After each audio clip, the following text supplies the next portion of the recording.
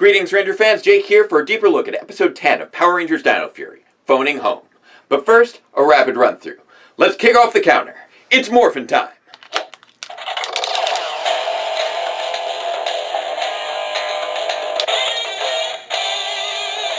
So we open on Area 52, where Mucus has finished constructing Void Knight's new shape-shifting robotic general, Slither, who Void Knight powers up with a Spork so he can grow during battle, plus data on the Rangers so he can sneak into their base, and a charming personality so he can be Mucus's best friend. Well, not really. Back at Dinohenge, Zato is prepping the modulator with a signal-boosting antenna to contact Ravcon, and Solon's made him an old Ravcon recipe. It's dog food. Meanwhile, at Buzzblast, Jane is doing an infomercial on how androids make great pets. They have a sponsorship deal with Hartford, so J-Borg is a cat girl. Anyway, the Rangers train at Dinohenge, where Izzy captures the flag, and everyone is shocked, almost literally, by the arrival of Arla, a sparkly sequin knight of Ravcon who reads Izzy and Avi's personalities with a handshake and claims that Ravcon Tech has advanced to find a way to destroy the Sporks. Convenient. They bring her to the base, but Solon's suspicious of her fast response, invisible spaceship, and lack of peer-reviewed research. Always cite your sources. Arla's tired, so they take her to her bedchamber, but then when they leave, we learn, surprise, it's Slither. No one's surprised. Slither calls up Void Knight, who attacks the city to draw the Rangers away, while he disguises himself as Arla again to go after their Sporks, but gets interrupted by Solon, who feeds her dog food to prove she's not really from Ravcon. As if anyone would recognize a 65 million-year-old dog food recipe by taste. But Arla's fed up and reveals herself as Slither, thinking that Solon will be no challenge. Wrong. Solon nabs him, teleports away, and has a great fight before Slither zaps her, turns back into Arla, steals the teleporter, and returns to the base just as the Rangers wrap up their morph battle with Void Knight and the henchmen and return to the base themselves. Oh, you're back! She tells him Solon was upset with her and went out's not entirely wrong. So they go out to look for her while Zato stays behind, spots Solon's communicator, scans Arla's memories, and outs her as Slither before she can grab the Sporks, leading Zato to teleport him out again, kicking off more fight before calling in the rest of the team to fight Slither and the henchmen, culminating in Slither transforming into a jumbo-sized Rustafa. Zord deployment override password, Zato is cool. They take out Slither with the Dino Fury Megazord warrior formation, reverting him to his normal form just as Jane catches up to J-Cat and reverts her to her normal form, and they watch Slither get caught in some power lines as he crashes to the pavement. Uh-oh, plot, better get out of here. Mucus then recovers Slither, whose memory got wiped in the crash, so now Mucus can have the best friend that she wanted, and Zato apologizes to Solon back at the base as Ollie repairs her, and they renew their efforts to contact the real Ravcon. Roll credits. And that's the end of the episode. Now, let's take a deeper look. One of the greatest strengths of Dino Fury so far has been delivering consistently strong villain plots, by which I mean the strategic plots by the villains and not just plot lines involving the villains. I've repeatedly praised Void Knight for being a great villain, not simply because he has a cool look or a lot of intriguing mystery, but specifically due to his use of intelligent strategy. And even Mucus has demonstrated clever scheming with her hijacking of the Buzzblast broadcast feed back in Lost Signal. Although that does make her inability to properly operate a balloon last time feel particularly out of place, especially considering that this episode she ends up constructing a fully functional, artificially intelligent, shape-shifting robotic general. And Slither makes a fantastic debut here. Of course, there may be some bias there due to the character being voiced by longtime fan-favorite voice actor Campbell Cooley, who has portrayed major villains in almost every installment of Power Rangers across the past decade, including Admiral Malcor, Snide, Ripcon, Cosmo Royale, and Scrozzle. There had been some debate over whether he would be performing a major role in this season, though,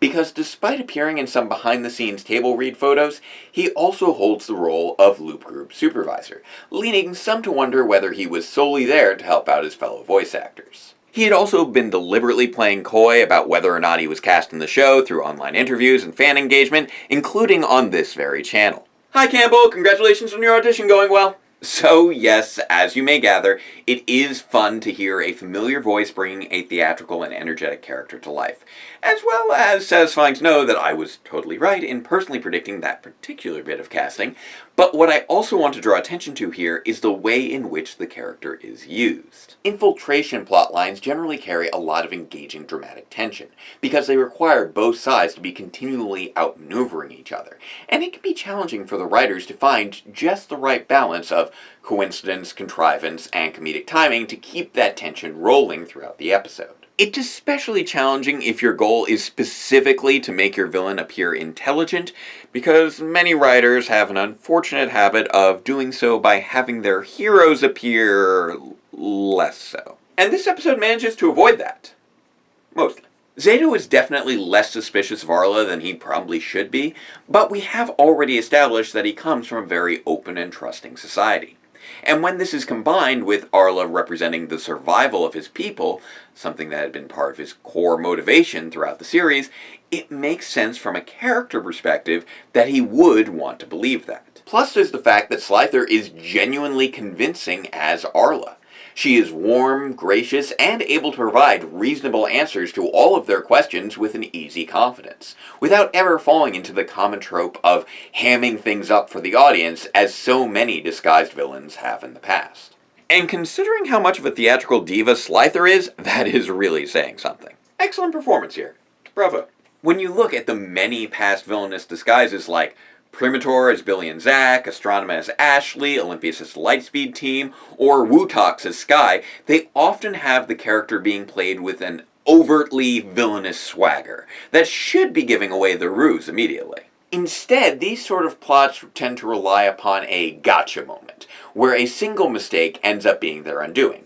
And this even extends to well-done episodes, like Dino Charge's The Ghostest with the Mostest. But remarkably, Phoning Home manages to avoid having that gotcha moment reveal. Well, sort of. It may not have an actual gotcha moment reveal, but it still seems to think that it does. It's clear that the whole bit with the dog food is supposed to be how Solon catches Arla in a lie, but this doesn't really work for a number of reasons. To start with, not only does Solon not bother to say that she's cooked Arla a Rafcon meal rather than an Earth delicacy, but she has no reason to assume that Rafcon would still be using the same dog food recipe 65 million years later. Also, why would she know what dog food tastes like? Why would anyone be expected to know what dog food tastes like? Why does Zato know what dog food tastes like? Also, side note, why did they even have a dog food recipe in their systems? Did the Knights of Rafcon bring their dogs with them? Also, side note, do those antennae mean that the dogs can read minds too? Can all Rafcon pets read minds? Does this mean that Rafcon hamsters are better at mazes than Earth hamsters?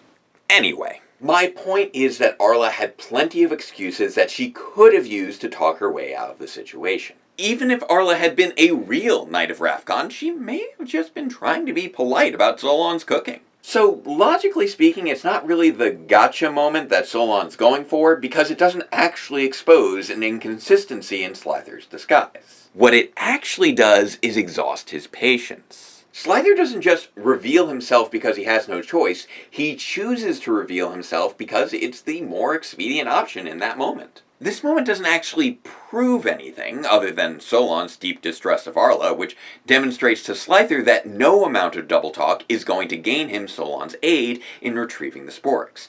So he instead chooses to change up his strategy by resorting to intimidation and force instead. And that is the stronger play here. This isn't a long game. There is no spaceship to show off to the Rangers, and the clock is ticking on how long Void Knight can keep them busy. So he quickly and competently disposes of Solon, and then goes right back to the disguise. The ploy remains in play. And then what actually ends up destroying the illusion isn't a logical inconsistency in Slither's performance, but Zato choosing to finally use the mind-reading powers he had the whole time. But it held back on until Solon's disappearance sufficiently arouses his suspicions. Every action here is a choice that is made as a result of clear character motivation, giving each of these characters agency and demonstrating that they are all competent while still being limited by the bounds of their circumstances. This is good character-driven storytelling, and it also effectively has the characters utilizing the tools made available to them through previous episodes, making use of the Spork's growth ability discovered by Boomtower, Void Knight's observations of the Rangers' personalities, Zato's mind-reading powers, both casually and in a plot-relevant sense, and very effective teleportation tactics, including Solon finally using the teleporter that's been on her wrist since day one. The show is actually using all of the tools in its toolbox. It's almost like they took my note from the last review and immediately applied it, even though I know that's impossible because these episodes were released simultaneously and also produced months ago, but I'm still happy to see it happen. We even got a genuinely good continuity gag with a Levi Weston music reference. However, I will note that not every tool is used effectively, as with the example with the dog food clearly being intended to be a more plot-relevant gag than it really was. And my notes on character agency really only apply to the core characters of Zato, Solon, Void Knight, Slither, and to a certain extent Mucus, with an unfortunate counterexample being Jane and J-Borg. In the case of Jane, we have no real understanding of why she's advertising this product that turns androids into pets, let alone why she would be demonstrating it on a character that she had been spending the whole season grooming to be her replacement as the head of a media company. And we won't even get into the problematic issues of agency with a character literally being treated as a commodity to be bought and sold. Seriously, if this were the result of some sponsorship deal with Hartford Industries so that J-Borg could learn about the sacrifices that need to be made in a corporate environment, then I could almost understand it, but as it stands, I really don't get the subplot. It's also deeply frustrating because they almost have a direct encounter with the main plot when Slither literally falls out of the sky and lands in front of them, but then they just walk away.